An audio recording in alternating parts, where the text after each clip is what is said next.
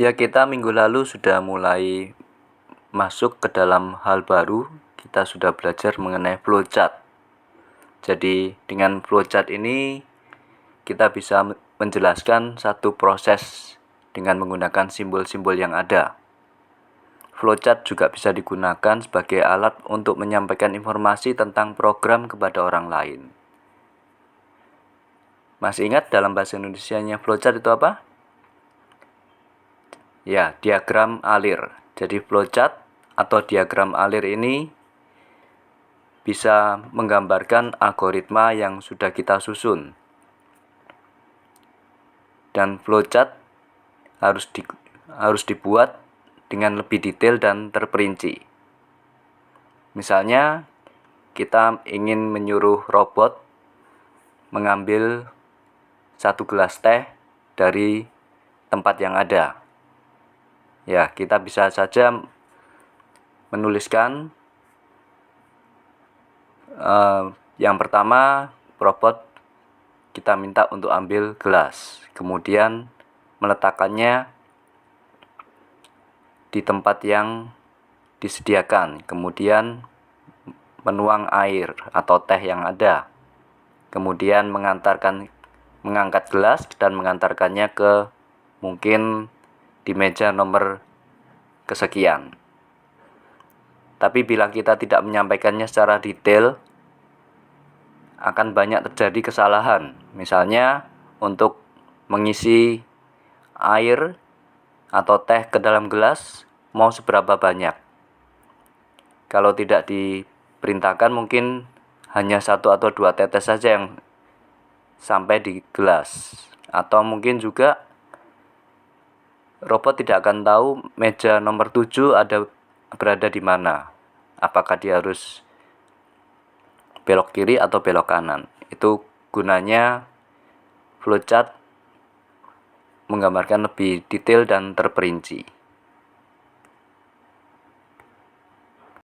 Kita akan mulai melihat beberapa simbol yang sering dipakai. Yang paling pertama adalah simbol flow atau digambarkan sebagai anak panah. Ini menghubungkan simbol yang satu dengan simbol yang lain. Jadi sebagai connecting line antar simbol wajib dipakai. Kemudian ada yang namanya terminator simbol. Jadi simbol ini menyatakan awal dan akhir suatu program. Untuk tulisannya bisa pakai bahasa Inggris atau bahasa Indonesia atau bahasa yang lain boleh. Ya, jadi untuk start sama end. Kemudian yang ketiga, simbol input dan output. Ini simbol seperti bentuk jajaran genjang. Ini menyatakan proses waktu kita memberi masukan dan keluaran tanpa tergantung proses yang lain. Kemudian simbol proses. Simbol proses ini menyatakan satu proses yang dilakukan komputer. Misalnya perhitungan menghitung luas. Nanti kita akan coba bagaimana untuk menghitung luas persegi panjang. Kita buat program untuk menghitung luas persegi panjang. Kemudian ada satu lagi yang penting adalah preparation symbol. Bentuknya seperti segi 6. Ini menyatakan penyediaan tempat penyimpanan suatu pengolahan. Jadi maksudnya bila ada nilai awal yang pasti, kita akan masukkan di sana. Contohnya kalau kita mau menghitung luas lingkaran. Luas lingkaran rumusnya adalah pi r kuadrat. Pi kali r kali r. Nah, di sini pi nilainya selalu tetap kan? 22/7 atau 3,14. Jadi kita bisa masukkan nilai pi di sini, pi sama dengan 3,14. Hanya karena komputer tidak melihatnya sebagai simbol, kita harus memakai huruf untuk penyimpanan 3,14 ini. Kita pakai PHI atau PI boleh. biar jelas. Ya, sekarang kita akan mencoba membuat satu flowchart atau diagram alir mengenai luas persegi panjang. Jadi kita akan meminta komputer membuat suatu program menghitung luas persegi panjang. Kita akan buat terminator simbol dulu, kemudian menulisnya di dalamnya dengan start. Setelah itu, untuk menghitung luas, kita butuh panjang dan lebar. Kita simbolkan panjang sebagai P kecil, lebar sebagai L kecil. Jadi kita pakai input-output simbol, jajaran kenjang. Kita tulis input P, L. Kemudian tanda panah lagi. Setelah input, proses. Proses ini dimana kita meminta komputer untuk menghitung luasnya. Komputer tidak tahu bagaimana rumus luas, rumus keliling, dan yang lainnya. Kita harus memberitahu dia. Jadi kita tulis L sama dengan P dikali L. Kali kalau di komputer memakai tanda bintang yang di atasnya angka 8 ya. Kalau pangkat di atasnya angka 6 yang topi itu. Oke, jadi kita buat simbol persegi panjang ini, simbol proses, kemudian tulis L sama dengan P dikali L. P kecil, L kecil. Luasnya kita simbolkan sebagai L besar. Setelah itu, setelah input, proses, masih ingat? Setelah input, proses, kemudian output. Nah, di sini outputnya kita bisa tulis print L besar. Jadi print luas. Kemudian N, selesai. Pakai terminator lagi, terminator simbol. Ya, ada satu lagi simbol yaitu condition simbol.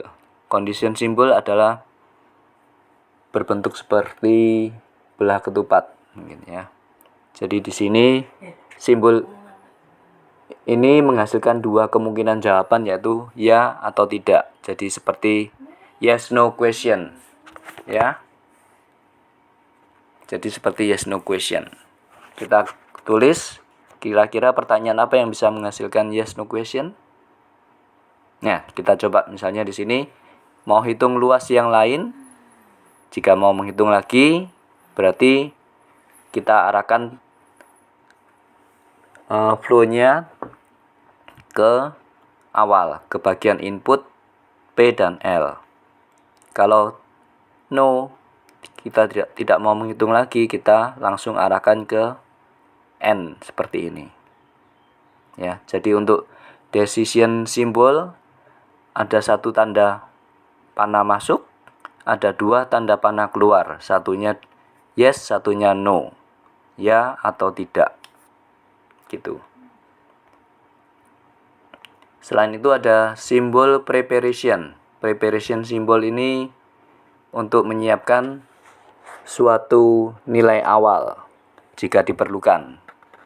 Misalnya kita mau menghitung luas lingkaran. Luas lingkaran rumusnya Pi kali R kali R. Pi R kuadrat. Jadi di sini Pi nilainya adalah sudah kita ketahui kan, nilainya tetap. Jadi kita pakai preparation simbol, kita tulis Pi sama dengan 3,14. Hanya di sini komputer tidak mengenal simbol Pi. Kita harus ubah ke dalam huruf. Ke dalam alfabet kita tulis PHI atau PI juga boleh.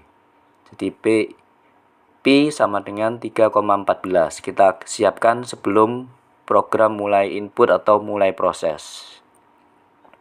Ya. Jadi seperti itu cara kerja dari flowchart atau diagram alir.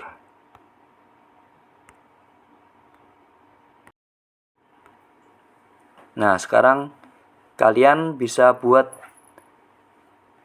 diagram alir untuk dua macam diagram. Yang pertama, flowchart untuk menghitung luas lingkaran. Yang kedua, flowchart untuk menghitung luas persegi panjang dan luas persegi. Jadi kita nantinya ini di flowchart yang kedua kita bisa memilih, oh kita mau menghitung luas persegi panjang aja atau mau menghitung luas persegi. Nah, itu pilihannya. Ini yang pertama berarti kita pakai siapkan preparation symbol. Untuk flowchart kedua kita pakai decision symbol. Silakan bekerja, nanti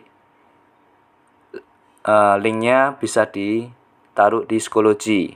Untuk membuat flowchart kalian bisa pakai Microsoft Word, Microsoft Excel, mau pakai Canva boleh atau mau pakai aplikasi Paint juga boleh. Ya. Kalau kalian mau buat dulu di kertas silakan, tapi kemudian terapkan di komputer, tidak boleh langsung difoto dari kertas. Ya. Sekian dari saya, silakan bekerja. Jayo.